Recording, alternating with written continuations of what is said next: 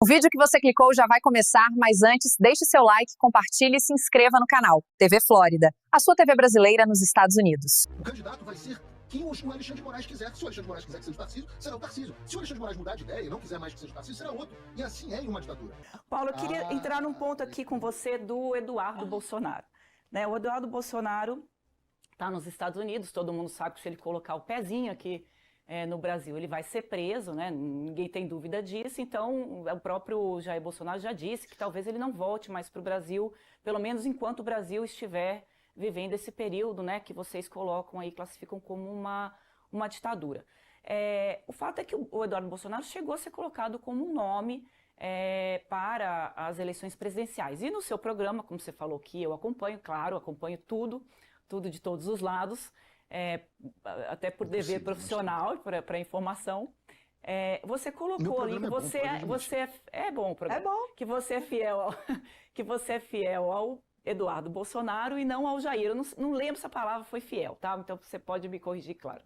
Que você é time Eduardo Bolsonaro, não tanto time Jair Bolsonaro. Nesse sentido, o Eduardo fora do jogo eleitoral, porque, né, ainda estamos aí nesse processo em que, se ele vier para o Brasil, ele pode ser preso. O Tarcísio não pode vir a ser um nome importante para vocês? E quando ele aparece, ele é chamado de rato, ele é atacado principalmente pelo Eduardo. Como é que vai se dar isso? Como é que vocês podem chegar ao poder de novo se não tiver um nome que possa ganhar as eleições? São muitas perguntas juntas, né? Vou tentar quebrar elas em alguma parte. Eu disse que minha lealdade ao Eduardo Bolsonaro. De fato quando você se propõe a seguir uma empreitada com alguém, né, isso é uma coisa muito, muito verdadeira nos meios militares, você tem lealdade a essa pessoa. Um soldado tem lealdade ao outro soldado, o irmão de arma dele. Isso é uma coisa muito forte, uma coisa que faz parte da minha criação, da qual eu acredito muito. Então, Eduardo e eu morreria para protegê-lo, porque entendo que ele é um irmão de arma numa guerra que nós estamos travando. Eu nunca tive essa mesma relação com Jair Bolsonaro. A minha relação com Jair Bolsonaro é uma relação muito parecida com a de vocês, talvez por uma relação pessoal mais próxima, mas eu nunca trabalhei com Jair Bolsonaro, eu nunca busquei uma participação em cargo público, etc, etc. E foi isso que eu quis dizer. Neste processo atual, Jair Bolsonaro e Eduardo Bolsonaro têm visões diferentes, como ficaram explicitadas, inclusive, nos diálogos que se tornaram, infelizmente, constrangedoramente, porque são diálogos privados sem nenhuma necessidade de terem se tornado públicos, mas se tornaram. Então fica muito claro que Eduardo Bolsonaro vê um caminho para a solução do Brasil diferente do de Jair Bolsonaro. A minha lealdade está a Eduardo Bolsonaro nesse processo, porque também é com quem tem as ideias das quais eu partilho. Bom, essa é uma parte da resposta. Respeito ao Eduardo voltar ou não para o Brasil. Eduardo e eu tomamos uma decisão. Essa é uma decisão de sacrifício. A decisão de sacrifício porque nós não sabemos qual vai ser o resultado final. Mas nós estivemos dispostos a sacrificar a possibilidade de voltar à própria pátria em defesa da liberdade dos brasileiros.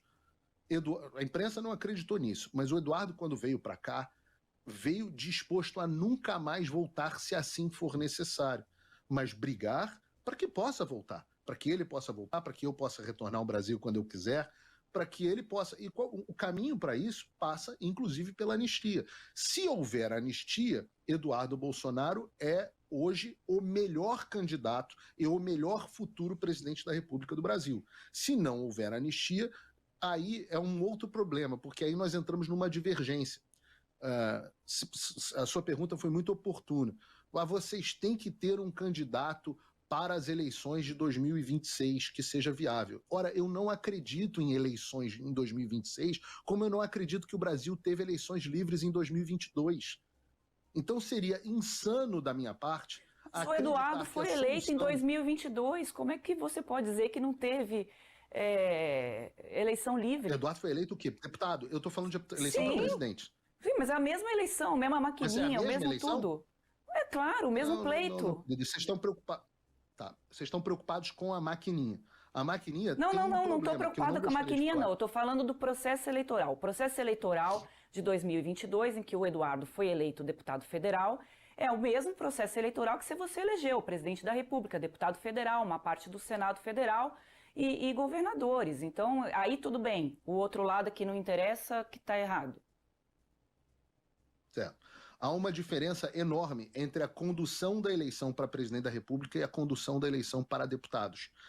O grau de perseguição que o presidente Bolsonaro sofreu durante as eleições de 2022 não é compatível com o que seria possível, naquele momento, fazer para as centenas de milhares de disputas para deputados e deputados estaduais e senadores em todo o Brasil. Não é possível fazer o mesmo grau de perseguição política que o Supremo Tribunal fez nas eleições de 2022 contra o presidente Bolsonaro.